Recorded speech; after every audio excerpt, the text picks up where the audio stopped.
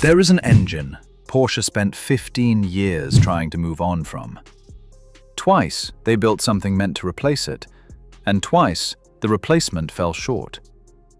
The old engine was quietly carried forward into the cars that mattered most. It never had an official name, but every enthusiast on Earth calls it after one man: Hans Mezger.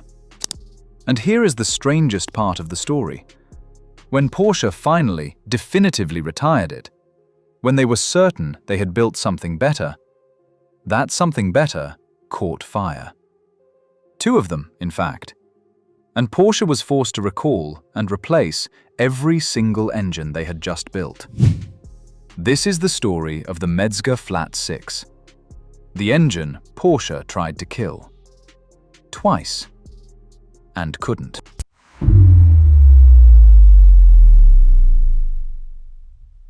To understand the engine, you have to understand the man. Hans Mezger joined Porsche in 1956. In 1963, he designed the air-cooled Flat 6 that would power the very first 911 and set the template for every 911 engine for the next 35 years. But road cars were only a sliver of what he did.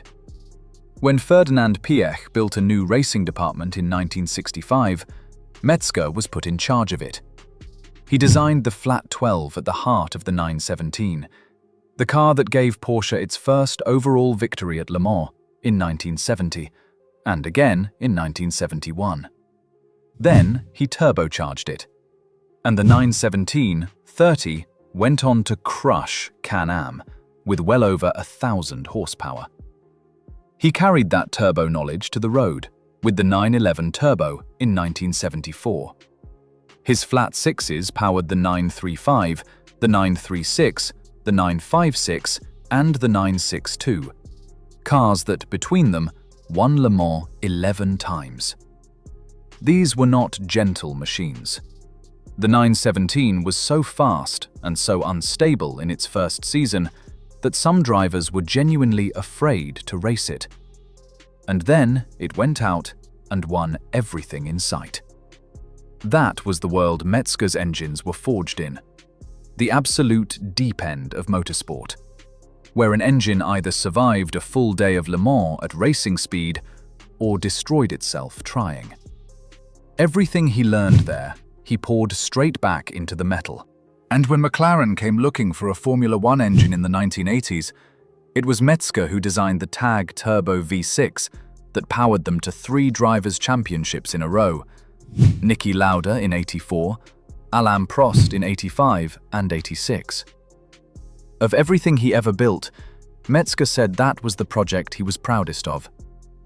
So when we talk about a Mezger engine in a road-going 911, we are not talking about an ordinary motor. We are talking about the direct descendant of that racing bloodline. An engine whose DNA runs back through the 962, the Le Mans-winning GT1, and the legendary 959. It is, quite literally, a race engine that learned to behave on the road. By the mid-1990s, Porsche was in serious trouble. The company was losing money, building too many models across too many factories, and air cooling had finally run out of road. It simply could not meet modern noise and emissions law. Under a new boss determined to save the firm, Porsche made a series of ruthless cost decisions, and in 1998, with the 996, they did the unthinkable. They killed air cooling.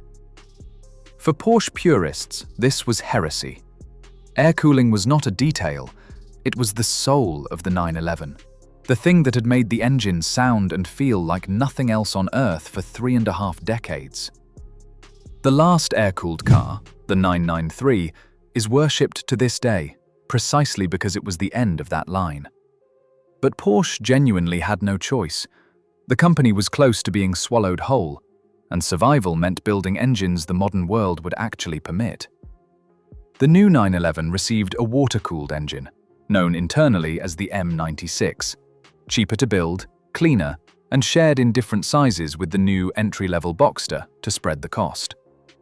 It was designed, above all, to keep the company alive. And it did exactly that. But the M96 was built to a budget. It used a wet sump layout and a string of cost-saving shortcuts that made it perfectly adequate for a road car and completely unsuited to the punishment of motorsport. Porsche knew it, so when it came time to build the cars that carried the badge's honor, the GT3, the GT2, the Turbo, they did something remarkable. They reached back into their racing past and resurrected the old, race-proven, dry-sump architecture. The Mezger. The air-cooled era had ended, but its racing heart did not die with it. It was transplanted, quietly, into the only cars fast enough to deserve it. The first attempt to replace the Mezger had failed. It had simply moved upstairs into the halo cars. Ask any Porsche obsessive why the Mezger is sacred, and you will hear the same answers.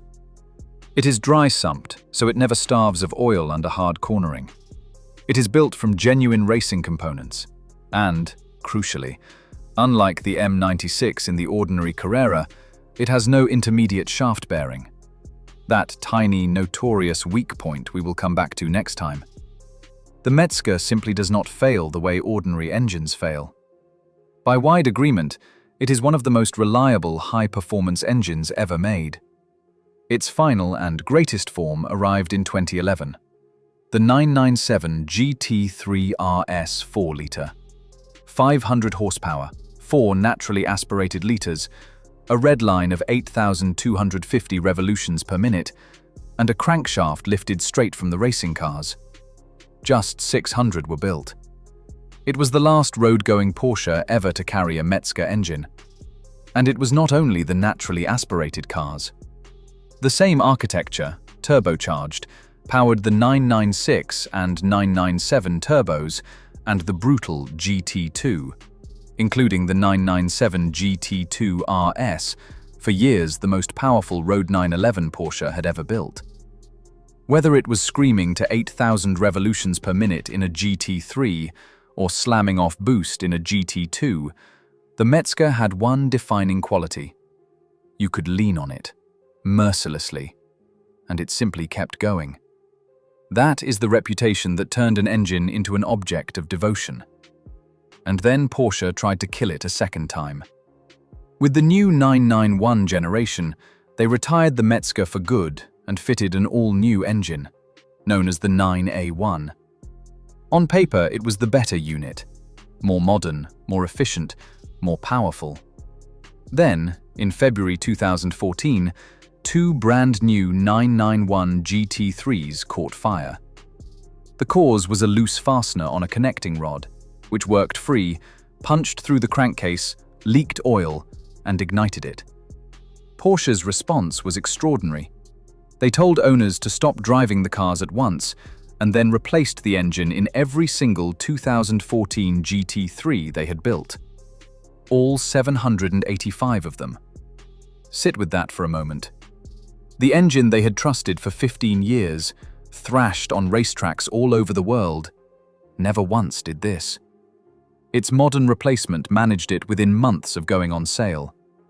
The pupil failed, badly, at the very thing the master had made look effortless. Hans Mezger died on the 10th of June 2020 at the age of 90. Long enough to watch the engine that bore his name become a legend. And this is where the engineering turns into money. Because the market has done something no spec sheet ever could. It has put a price on reverence.